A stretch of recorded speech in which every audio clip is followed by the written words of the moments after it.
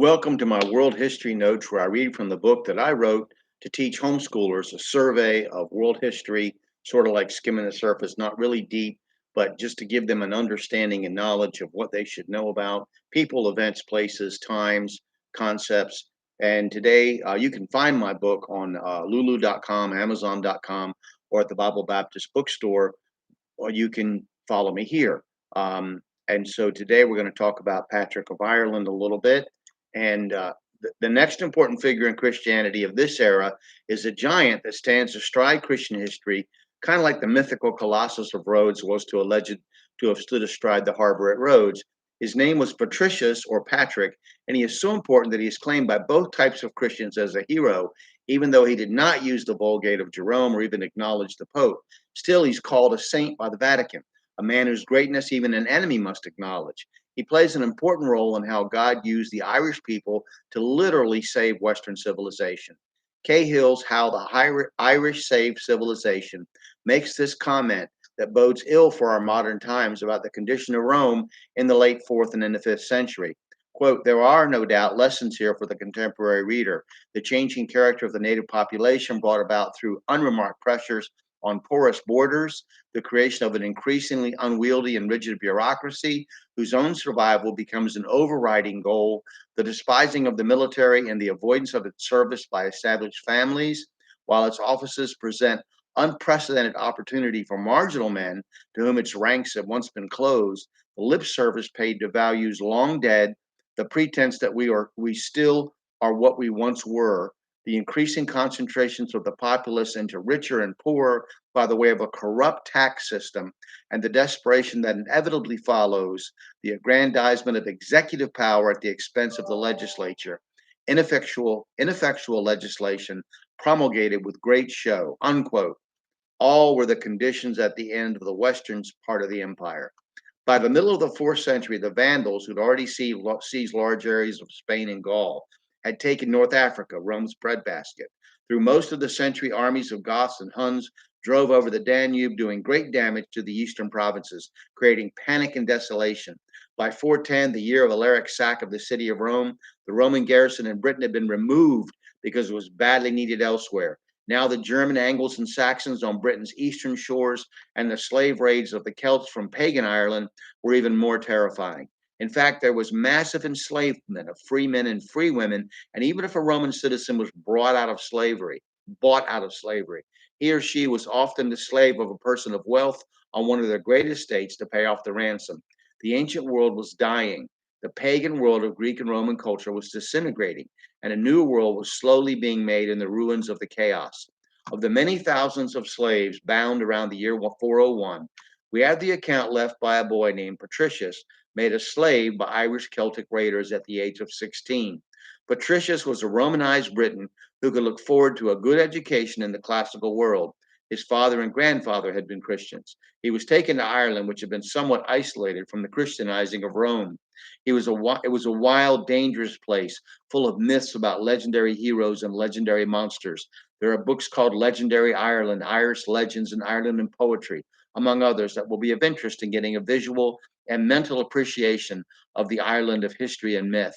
The Irish called themselves the sons of Mill, survivors of the Great Flood through their descent from Noah, reaching Ireland from Spain and taking it from a tribe called Tuatha de Danann, the people of the goddess Danu. While secular historians dismiss their connection with the Great Flood as a result of later writers inserting biblical themes back into earlier works, they all do agree with the arrival of the Celts, possibly from the area of Spain in about the 4th century BC. Philip Schaff's History of the Christian Church tells us that Patrick spent 6 years as a shepherd among these people before escaping to Britain or France, depending on the source, and was enslaved a second time. Then, in a dream, he was begged by a man to bring Christianity to Ireland. So, remarkably, excuse me, he returned to the land of his enslavement and spent the rest of his life turning them to Christ, dying in approximately 493. He is claimed by the Roman Catholic Church as being sent by a pope, but he himself makes no mention of such a thing.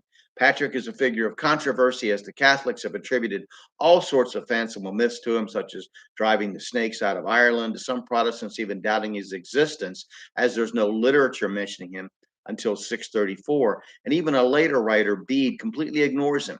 However, his brand of particularly Celtic Christianity, which was later supplanted by the Roman Church state Catholicism, would have been in sharp contrast to it. His work in Ireland was so effective using the old Latin Bible of the Textus Receptus readings that by the 6th and 7th centuries, Ireland became known as the Island of Saints. At the same time, at the time when books were not even being copied in Europe, when the darkness of the semi barbarism and semi paganism of the Roman Church was triumphing, the Irish were producing and copying a great quantity of books and even sending out missionaries to Europe to capture the souls of a truly heathenized pseudo Christianity and still pagan barbarians for Christ. Ruckman, in his History of the New Testament Church, says Patrick recognized not only the scriptures as the final authority in matters of faith and practice and never appealed to a bishop, council, pope, or king for any religious advice regarding any spiritual issue, unquote. He baptized thousands of grown men. The baptism of adult makes a sure sign of growth and power in a church, while many modern churches baptize mostly women and children, a sign of weakness in preaching to the stony hearts of adult males. He is credited for having started over 300 local assemblies, or 700, depending on who you read. The religious institutions that came out of his teaching preserved the old Latin Bible, first translated in or about the 150s and used extensively by the early church, not Jerome's Vulgate, translated for Rome's purposes. Darkness was descending upon Europe, and the ancient world was about to be annihilated in one of the worst natural disasters recorded in history, surprisingly ignored by secular historians except for passing comments.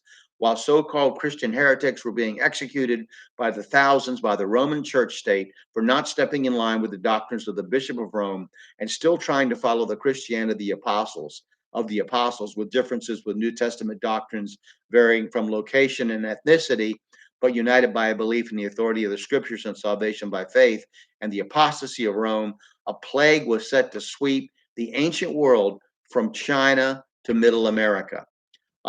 We're going to stop there and we're going to go back to Britain for a little brief time next, talk about some things from Fox and some things about Anglo-Saxon Chronicle, stuff like that, before we talk about go further. So I thank you for listening. I hope that this will encourage you to study world history on your own and come to your own conclusions by reading historical writers, historians, primary sources, things like that. Thank you very much for watching.